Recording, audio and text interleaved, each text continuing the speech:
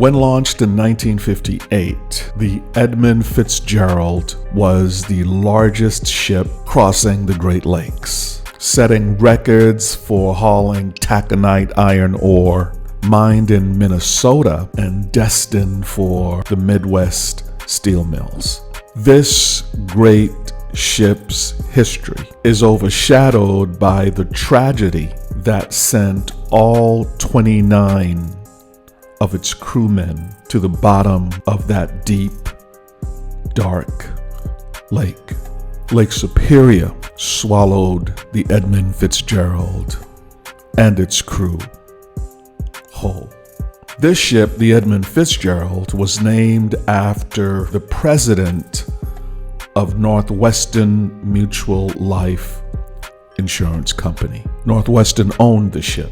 Edmund Fitzgerald came from a long line of sailors. He came from a long line of Great Lakes ship captains. A ship was named after his dad, the W.E. Fitzgerald. So when this new carrier was built and named after Edmund Fitzgerald, it was a very proud moment in this great sailing family.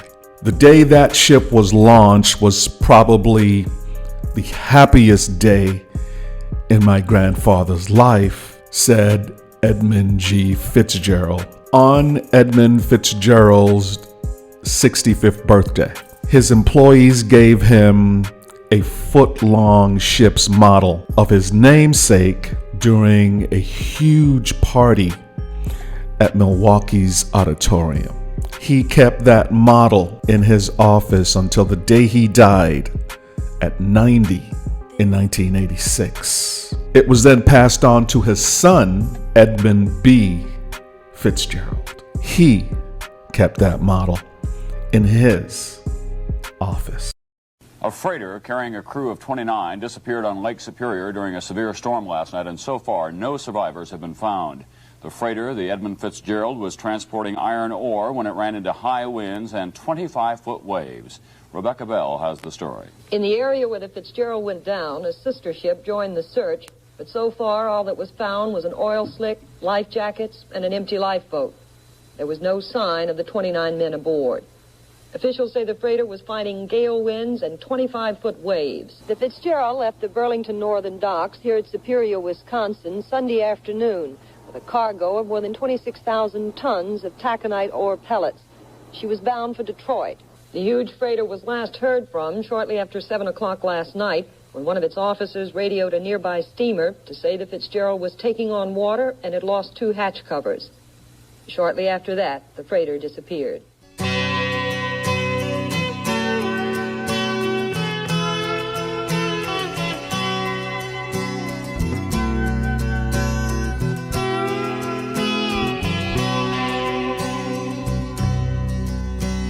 The legend lives on from the Chippewa on down of the big lake they call Gitchagumi.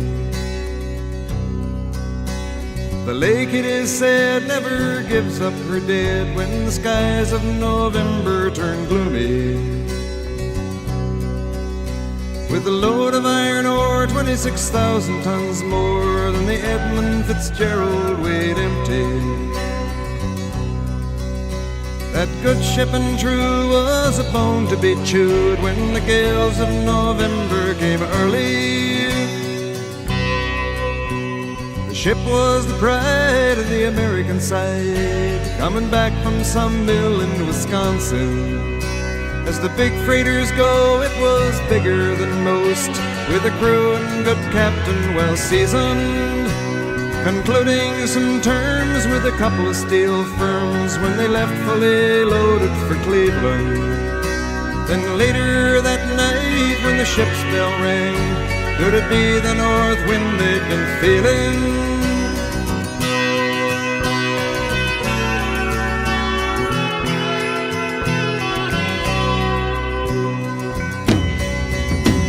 The wind in the wires made a tattletale sound, and the wave broke over the railing. And every man knew, as the captain did too, as the witch of November comes stealing. The dawn came late and the breakfast had to wait when the gales of November came slashing. When afternoon came, it was freezing rain in the face of a hurricane west wind.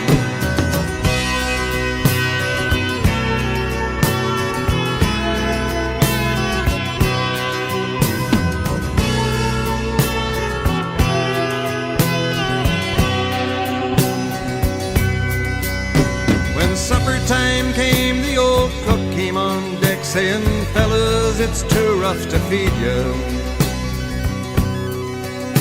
At 7 p.m. a main hatchway caved in. He said, "Fellas, it's been good to know ya." The captain wired in, he had water coming in, and the good ship and crew was in peril. And later that night, when his lights went out of sight, came the wreck of the Edmund Fitzgerald.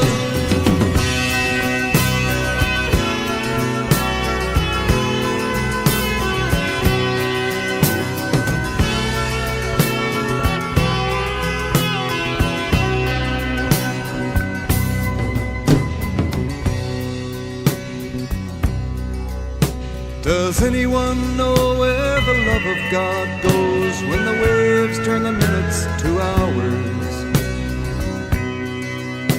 The searchers all say they'd have made Whitefish Bay if they'd put 15 more miles behind her. They might have split up or they might have capsized. They may have broke deep and took water.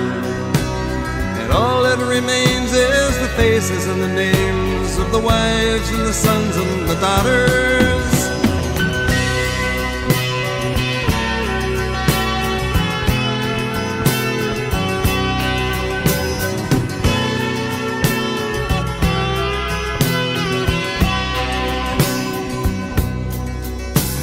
Lake Huron rolls, Superior sings in the rooms of her ice water mansion. Old Michigan steams like a young man's dreams. The islands and bays are for sportsmen.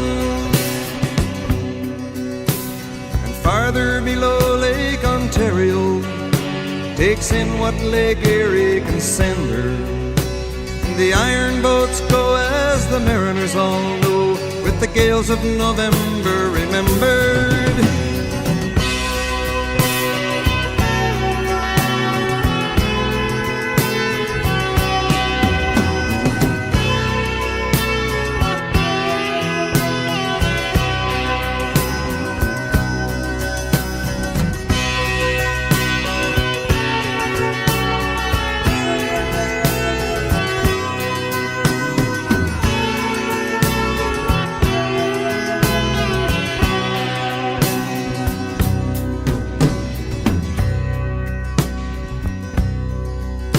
In a musty old hall in Detroit they prayed in the Maritime Sailors' Cathedral. The church bell chimed till it rang 29 times for each man on the Edmund Fitzgerald. The legend lives on from the Chippewa on down of the big lake they call Gitchagumi. Superior, they said, never gives up her dead when the gales of November come early.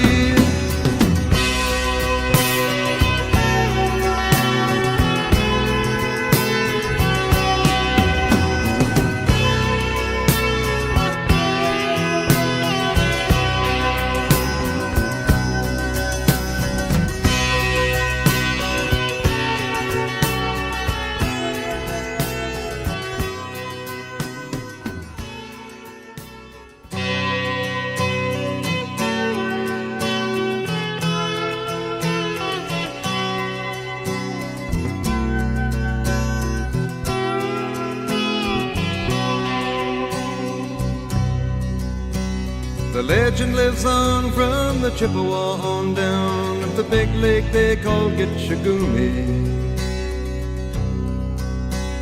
The lake, it is said, never gives up her dead when the skies of November turn gloomy. Doing what music does best, telling a true story. All too real for those 29 families. A beautiful tribute to the men of the Big Fitz.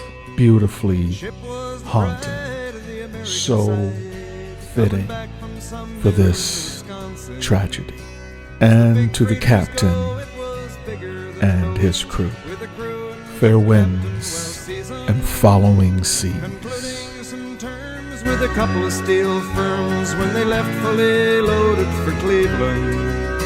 Then later that night when the ship's bell rang, could it be the north wind they'd been feeling?